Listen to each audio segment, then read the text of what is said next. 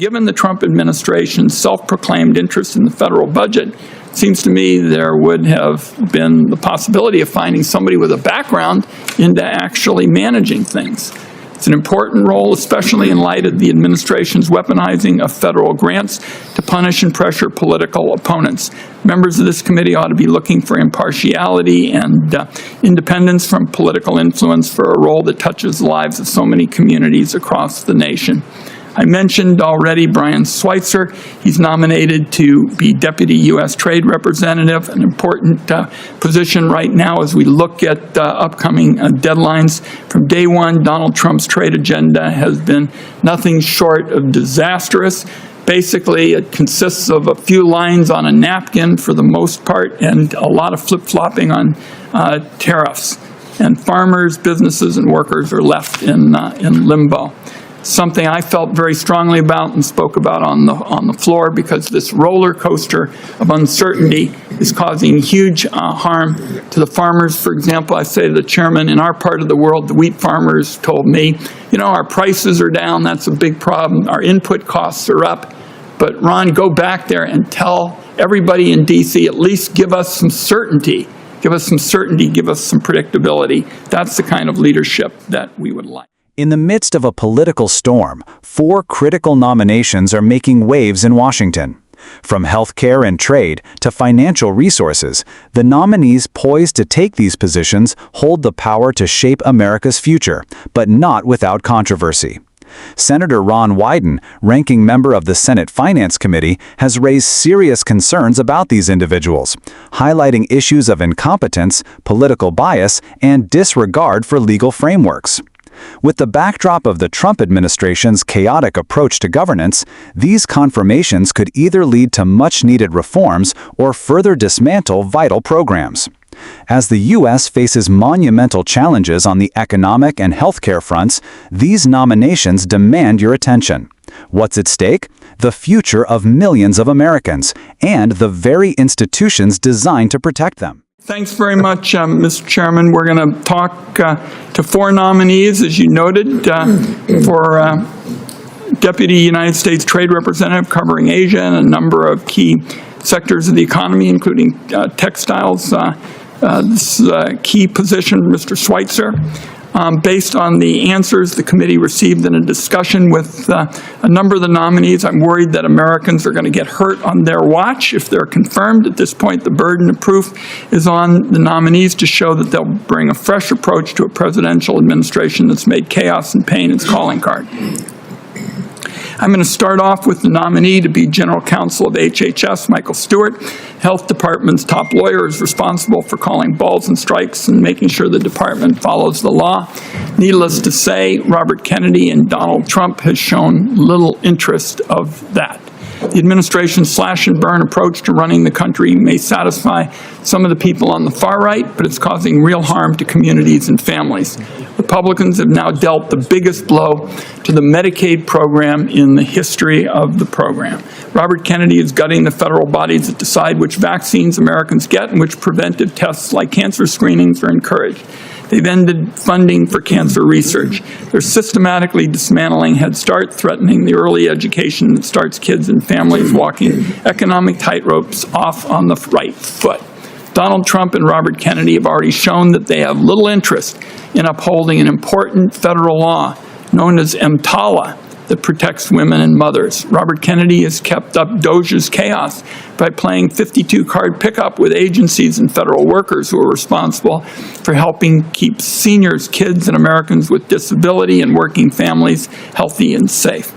The Trump Health Department is now in court on the taxpayer dime defending these actions, which I think are unquestionably reckless.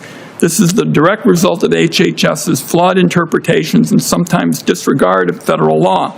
Mr. Stewart would be squarely responsible for advising the department about these legal questions. The real question is, how does somebody approach the role of being in-house counsel for an administration that has turned violating the law into what amounts to a Olympic sport? So I'm going to be looking today for evidence that these nominees are not going to be another rubber stamp for these crusades. And next up, we have Gustav Sciarello, nominated to be the Assistant Secretary for Financial Resources at HHS. This nominee will be responsible for the department's substantial budget, as well as the distribution of grants and other financial issues. We looked at his resume, and here I was troubled about the overall lack of background managing the finances of any organization, let alone one of the largest in the country. Now, given the Trump administration's self-proclaimed interest in the federal budget, it seems to me there would have been the possibility of finding somebody with a background into actually managing things. It's an important role, especially in light of the administration's weaponizing of federal grants to punish and pressure political opponents. Members of this committee ought to be looking for impartiality and independence from political influence for a role that touches the lives of so many communities across the nation. I mentioned already Brian Schweitzer. He's nominated to be Deputy U.S. Trade Representative, an important position right now as we look at upcoming deadlines. From day one, Donald Trump's trade agenda has been nothing short of disastrous. Basically, it consists of a few lines on a napkin for the most part and a lot of flip-flopping on tariffs. And farmers, businesses, and workers are left in limbo.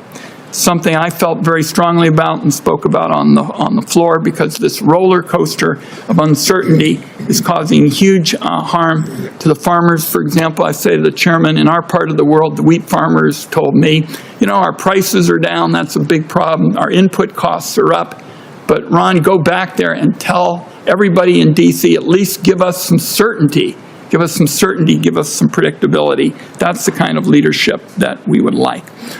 Finally, that brings us to Derek Tyre, nominated to serve as Deputy Undersecretary of the Treasury.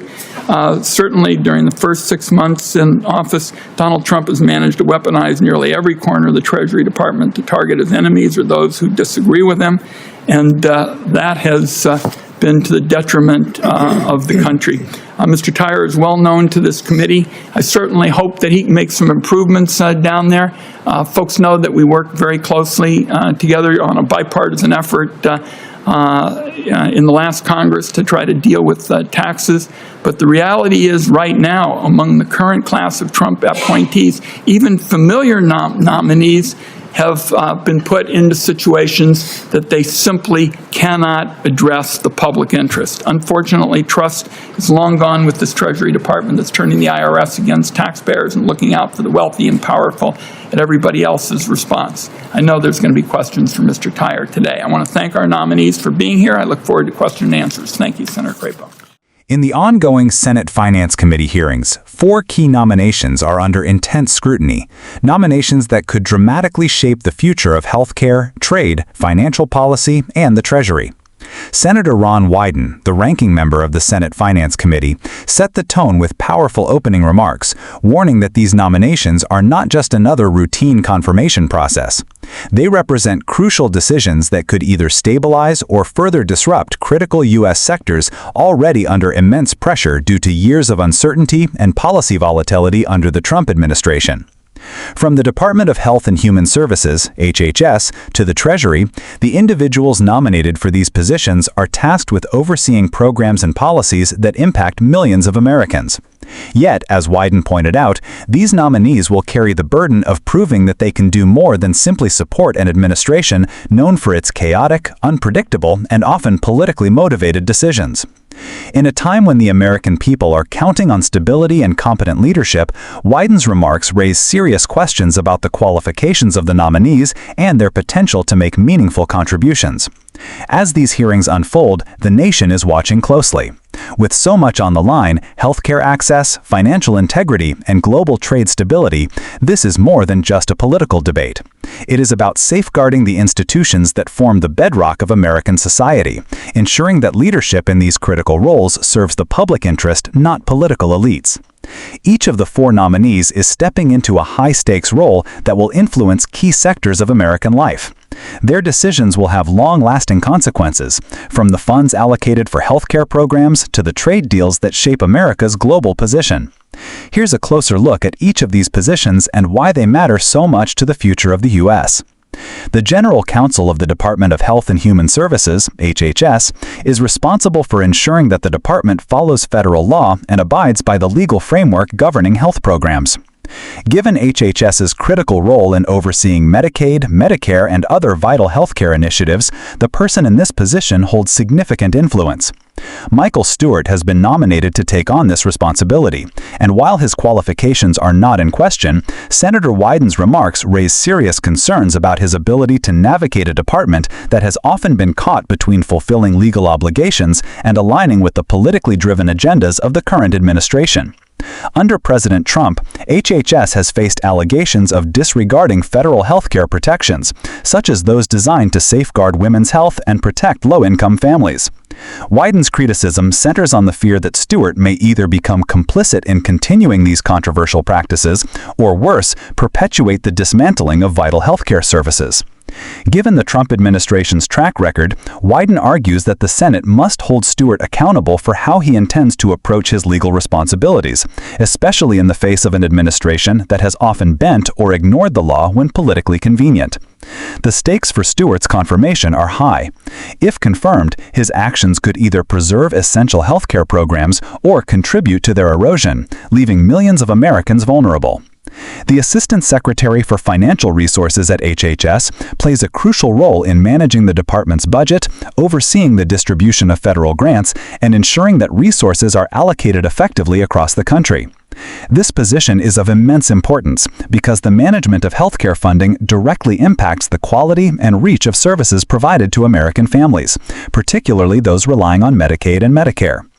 Gustav Chiarello, nominated for this position, has raised concerns due to his apparent lack of experience in managing large-scale financial operations. HHS is one of the largest and most complex federal agencies, and its budget allocation has profound implications on public health and welfare programs. In his remarks, Wyden criticized Chiarello's resume, arguing that someone with more experience managing large financial portfolios would be better suited for such a high-stakes role. Given the Trump administration's historical tendencies toward fiscal mismanagement, the stakes are even higher. Chiarello's nomination raises fears that the administration may prioritize political agendas over the efficient and impartial distribution of critical resources. With healthcare funding under scrutiny and federal programs like Medicaid facing significant cuts, Wyden's concern is that Chiarello may not have the necessary expertise to navigate these challenges. In a world where global trade policies are constantly in flux, the role of Deputy U.S. Trade Representative is one that demands a steady hand. Under the Trump administration, trade relations have been erratic and at times chaotic, with unpredictable tariffs and shifting alliances. This has left American farmers, manufacturers, and businesses in a state of limbo, unsure of what to expect next. Brian Schweitzer, nominated to fill this critical position, will be tasked with steering U.S. trade policy through one of the most volatile periods in modern history. Wyden's concerns about Schweitzer's appointment center on the lack of clear direction in U.S. trade policy under Trump. The administration's flip-flopping on tariffs and trade agreements has caused immense harm to U.S. industries, particularly agriculture, where farmers have seen prices plummet and trade markets shrink. For Schweitzer, the challenge will be twofold. First, restoring predictability and consistency to trade relations. Second, working to rebuild trust with key global partners, many of whom have grown increasingly wary of U.S. trade tactics. Wyden emphasizes the need for a long-term, stable trade strategy, one that ensures fairness and protection for U.S. workers and businesses rather than one-off, headline-grabbing deals that ultimately do more harm than good. The U.S. Treasury is one of the most powerful government entities in the world, overseeing everything from tax policy to financial regulations. Its role in managing the nation's finances is critical to ensuring the stability and growth of the economy. The Treasury Department also has a key role in managing relationships with foreign governments and international financial institutions. In Wyden's view, the department has suffered greatly under the Trump administration, particularly with the way it has been weaponized to target political opponents and shift financial policies to benefit the wealthy elite. Derek Thuer, nominated to serve as Deputy Undersecretary of the Treasury, will face intense scrutiny. Wyden points to the Trump administration's blatant politicization of the Treasury, especially through the targeting of tax policies that favor the rich and the erosion of public trust in financial institutions. Theuer will need to work tirelessly to restore the Treasury's reputation, ensuring that it functions in the best interest of all Americans, not just the powerful few.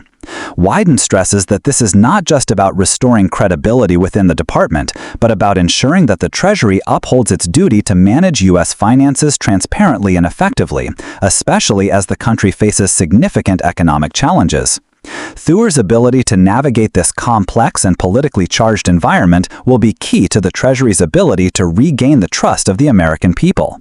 Wyden's remarks go beyond criticizing the qualifications of these nominees. They point to deeper concerns about the Trump administration's governance style and its impact on critical American institutions. The core of Wyden's argument is that the administration's chaos and disregard for legal and ethical standards have created a toxic political environment. These nominees, in Wyden's view, must demonstrate that they will stand up for the law and the public interest, not simply rubber stamp political priorities dictated by the White House. Wyden's concerns are rooted in the ongoing turmoil within the Trump administration. From healthcare cuts to erratic trade policies, the past several years have been marked by instability and unpredictability. Wyden is particularly concerned that the nominees could perpetuate this chaos, further destabilizing the areas of healthcare, trade, and financial management that are crucial to U.S. prosperity. Wyden's remarks go beyond criticizing the qualifications of these nominees. They point to deeper concerns about the Trump administration's governance style and its impact on critical American institutions. The core of Wyden's argument is that the administration's chaos and disregard for legal and ethical standards have created a toxic political environment. These nominees, in Wyden's view, must demonstrate that they will stand up for the law and the public interest, not simply rubber stamp political priorities dictated by the White House. Wyden's concerns are rooted in the ongoing turmoil within the Trump administration. From healthcare cuts to erratic trade policies, the past several years have been marked by instability and unpredictability. Wyden is particularly concerned that the nominees could perpetuate this chaos, further destabilizing the areas of healthcare, trade, and financial management that are crucial to U.S. prosperity. Healthcare, for instance, has already been severely undermined under Trump's leadership, with essential programs like Medicaid and Medicare facing significant cuts. Wyden fears that if these nominees are confirmed without proper scrutiny, they will continue the administration's destructive approach to social welfare programs. In the realm of trade, businesses and farmers have suffered from unpredictable tariffs and trade wars. Switzer, as Deputy U.S. Trade Representative, will need to offer a consistent and stable policy, something that has been sorely lacking in recent years. One of Wyden's key points is that these nominees must prove their worth, not just through their resumes, but through their actions. Wyden stresses that the Senate should not be in the business of simply confirming individuals who align with the president's political goals. Instead, the Senate must demand that these nominees demonstrate a commitment to upholding the law, protecting the public interest, and making decisions based on what is best for the country. This call for accountability is especially important given the Trump administration's history of prioritizing loyalty over competence. Wyden has made it clear that these nominees will be held to the highest standard, and their ability to prove their independence will be crucial in deciding their fate. The 4 nominations discussed in these Senate hearings are not just about filling positions in government. They are about shaping the future of critical U.S. policies. These individuals will wield immense power over healthcare, trade, financial policies, and the Treasury, making their appointments some of the most consequential in recent memory.